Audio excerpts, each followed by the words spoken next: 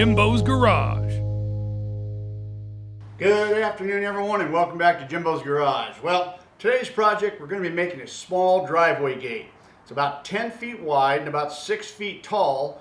We're going to be putting some security screen on the back of it, and we're going to be adding some of these round circular rings along the top for some decor.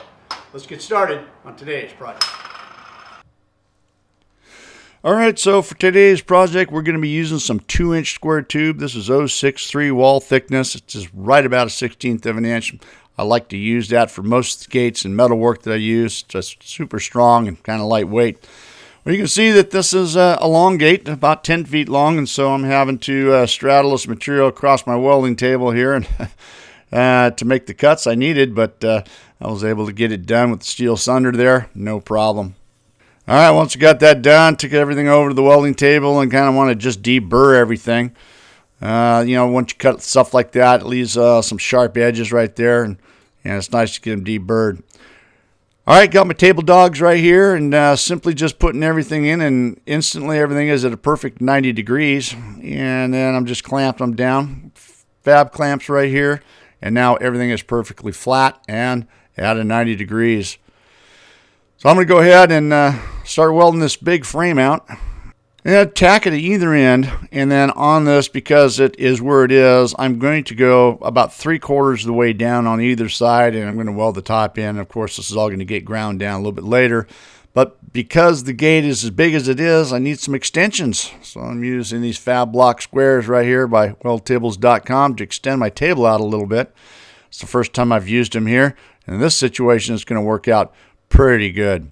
It's going to give me that extra length and width that I need to be able to get this gate done. And using the same method, once everything is all squared up, and then just welding this one here, I can get all the way down on both sides because I have the clearance. The other ones I didn't want to weld onto my welding table. I will catch those when I get it flipped around the other side. Need a little bit of help right here. This was the last corner. You see I just slightly moved it into place. And I'm just going to go ahead and finish this out right here. And then the most important thing is you want to check for square. You want this gate to be perfectly square. You don't want to be out of square. Bad things happen when you get out of square. And this has worked out pretty good. Okay, so these are round circles. Now, I get a lot of people ask me where I get my decor. These come from kingmetals.com. They've got about 3 locations here around the United States. Luckily, I've got one close to where I'm at right here, and they have just about everything you need for metal fabrication, all kinds of different decor stuff. It's actually pretty cool. You might want to check them out. They got just everything you'd ever need for any kind of ornate or fancy fabrication. In this case, these things are 5-inch round circles. They make them in different sizes, but this is the size that I chose to go with. You can just see I've got a couple of them spaced in there to be sure I get the right spacing with that 2-inch square tube that's going to be going across there. I want to get that secure in place, so I'm taking care of as much of that out of the weld as I can. Now it's time to do the math. Now I suck at math, and I've got my little calculator there, my construction calculator. It helps me figure things out. And I'm starting dead center right here. That's what I want to do, because when you get to the other end, it's for sure not going to end up on a perfect circle. So if I start in the center and work in either direction, hopefully when I get at the end, I'll have some sort of a cut, and then it'll be the same cut on the other side. At least that's the plan anyway. So we'll see how that ends up working out. So just dropping these circles in, and you might see that I am pushing them to the very bottom of the back side right here, not in the center. I am got some security screen going on here, and so I need to have the circles as well as the pickets to the back side of the frame on this particular gate. And right now I'm just getting a tack weld on either end, just holding them in place, and I flip it around the other side. We'll get some more weld on it, but there it is. You can see that didn't end up perfectly. Of course, why would it? And so there is going to be a little bit of a cut. And I'm just kind of eyeballing it right here and marking it. Get over to the porta band and slice it up. And like I said, these things are just rolled, and they're not welded. They're just rolled, and the seam comes together. And you can see it was right there on the seam. And I was able to cut that piece off. And just like that, there's my little piece. And that fits in there pretty good. All right, just working my way down the other side right now. and repeating the process, and hopefully when I get down to the end, I've got something very close to being similar. You can see how I'm using this little dead blow hammer, if you will. A lot of times when you put some heat in the material and you're working across, it wants to draw in and tighten up on you a little bit. Sometimes I get these spacers in there and space them, just put them in their spacers as I'm going along, but this time I forgot. All right, there it is. Same exact circle. Boom, perfect. How about that? All right, just get that welded in right there.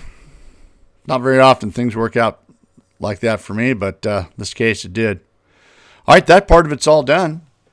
And now it's time to move on to the pickets while I got it up here in this section right here. And I am using some 3/4 inch square tube. This is 0.63 wall thickness. You see I got it over the slugger, and I'm cutting 8 at a time here. And it has no problems going through there with the Steel Thunder. Need a lot of them. And once they're all cut, they leave a really sharp edge. It's just razor blade sharp, and so it's nice to get them deburred so there's no chance of getting cut, and be sure that they're all the same size when they're going in. So just took them over to the Burr King and gave them a quick little spin around and knocked off those edges. If you don't do this, they tend to get hung up a little bit because they do leave like a lip in some cases, like an 1/8 of an inch lip, and it kind of throws your dimensions off. You might have saw that one right there on that. All right, time to lay them in here. Now you see that I've got a 2x4 there, and it's actually being spaced at 4. My spacing is at 4 inches is what I'm putting these pickets at. And I've got if you can see it, there's a straight line on the 2x4 in there, and there's measured at 4 inches, and that's what I'm using. So I'll block on either end. And before you get too far in, you see that big speed square I got in the upper corner right there. You need to be checking for square, because I'm telling you, I learned the hard way. If you don't check every 2 or 3 pickets, these things get out of square and everything goes bad real fast. So definitely, if you're doing this and you got a long run, you want to be checking for square every couple pickets. And I'm just welding the top side right here on that, because once I get it flipped around, I'll catch all the rest of them. I guess another way of doing this faster, I don't know, would be have 4 or 5 blocks and just lay 4 or 5 of them in there at a time and just get them all welded at the same time. I suppose you could do that if you were doing a lot of production run or something. But, for this gate right here, this is just the way I'm doing it. I wanted to take my time and just be sure that everything is going to work out. I'm not that big of a hurry. All right, so I am approaching the end down here, and this is something that you're being spaced at 4. Again, the chances this thing landing right on 4 inches at the very end is very unlikely. So what I usually do is I start from about 2 feet back, and then I start measuring to be sure that everything is going to fit in, and then I need to be making some adjustments accordingly here. And that's what we're doing right here. As you can see, I'm about 2 feet out now. I'm just kind of lining them up and figuring out where they're going to go. And in this case, it was the worst situation. So now I'm having to go from 4 inches to 3.5 inches, or even 3 1/4 to make the last 5 or 6 pickets go in and look like they're spaced the same. And you can take up a couple of inches of room real quick by doing this. And there it is right there. You can hardly tell. If you're not looking for it, you're not going to see it. And that's the idea. All right. So now while I got it on this side, I want to go around with the flap disc, and I want to catch all the edges and corners that I can while it's this side up before we flip it around to the other side. I like using this 60 grit flap wheel. It's a ceramic flap wheel from Mercer, and it provides less scratches than the 36 I used to use. Removes a lot of metal, but switching over to a 60 and in some cases 120 grit works out really good. A lot less scratches, invisible when it's painted. And you see, I like to finish things up with this little sanding sponge or sanding block. You just go around and hit that really quick, and it just makes everything perfectly smooth. This is a good way to do this. All right, so I've got it flipped around the other side right now. And we're just going through here and just welding everything now. You can see that the gate is all done prospectively, and now it is just time to go along and catch all the welds and weld everything up. Now, I'm not showing you everything here because it's a little monotonous, but I did, all those pickets are welded all the way around, and I don't like leaving anything unwelded or a place where water can get trapped in there and cause for rust. So, I can't show you everything. We'd be here forever. But you can see right there, I am going down that side right there. But they all ultimately get welded all the way around. I am operating off of the HTP ProPulse 200 here. This particular one, I'm using 35 thousandths wire, and we're using some 90-10, 90% argon and 10% CO2. And most of my machines, I use 10 and 12 foot gun leads. It helps me get around all the way around the table. Works out pretty good. All right, so before we get the screen on, I'm just taking an angle grinder and just catching all the high spots of these welds right here. And I want that screen to sit perfectly flat on there. I don't want to have any bumps, so that's all I'm doing right here, just going down and knocking these welds down. Just like that, it's time to get the screen laid out. All right, so this is what we're using right here. I get a lot of people ask me what type of screen this is, and I don't know the proper name of it. At my metal supply store, I asked for just security screen with 1/16 of an inch holes, and they know what I'm asking for, and this is what it's called. You'll get a better look and see those holes up here a little bit closer. But I stacked all 3 sheets together. Use a cutoff wheel right here. I'm cutting them to length. That seems to work the best for me. It goes through there fairly quick. There's probably different ways of doing it. Anyways, there it is, a little closer look, and I'm just doing the final trimming right here. Stuff is really good. What makes it kind of privacy is when the gate is up, it's hard for people on the outside to see in, but if you're on the inside, it's a little bit easier to see out. Pretty cool material. Of course, it comes with a razor sharp edge after doing that, so I like to just run a flap disc in there and clean up all those sharp discs, or sharp edges right there. Trust me, they're razor blade sharp. I've been cut a few times. Plus, it's going to provide this thing to lay nice and flat right on the surface. And this is how I attach this on the perimeter of these. This is some 3/4 inch by 1/8 inch flat bar stock. And I just overlap the screen about halfway onto the 2-inch square tubing, and then clamp down this flat bar stock and go along about every 8 inches and lay a 1/2 inch to a 1 inch little bead right in there. And that is all you really need to hold it in place on the perimeter. I like it better than doing screws. Screws on the outside just doesn't give you that clean look, especially that transition from the screen to the metal. I just didn't want to see any sharp edges right there. So this provides a nice clean look and works out really good. Here's a good example of the 15-foot gun lead here. Coming over the top of the table from my machine, and this is what I like about this, is being able to reach all the way across. Now you see I'm moving these clamps, moving them about every 6 inches apart all the way down. I've noticed if I didn't do that, it has a tendency to bow up a little bit, so I like to keep everything nice and clamped as I'm going down. It keeps it nice and tight. And on the shorter section, I'm doing the same thing. Just keep moving the clamps down and keep it nice and tight. I just repeated this process here all the way around and got that all in, and then it's ready to start screwing the screen down.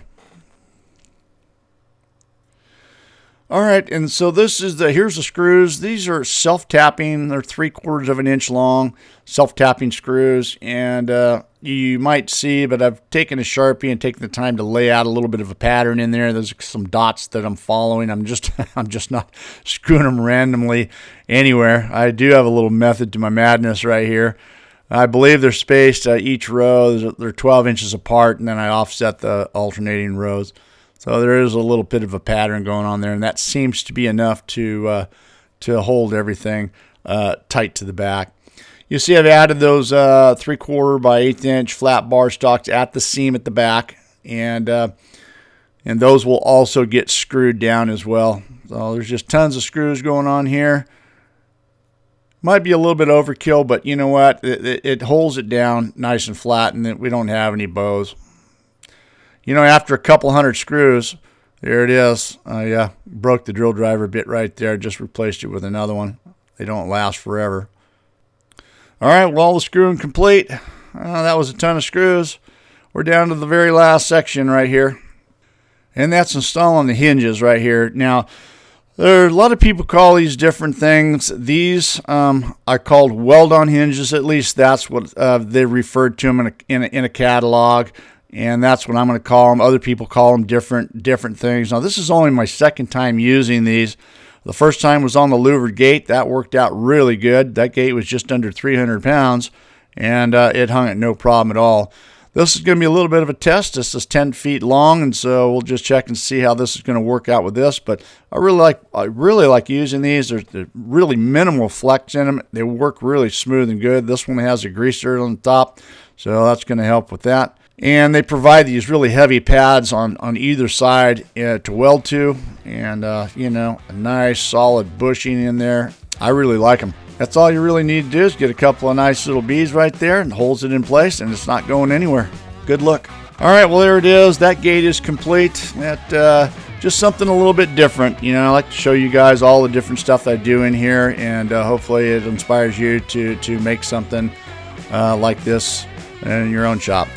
Hope you guys enjoyed this video. Thanks for watching. Don't forget to check out our website at jimbosgarage.com. Follow us on Facebook. Check us out on Instagram. Thanks for watching, guys. We'll see you next week. See you next time on Jimbo's Garage.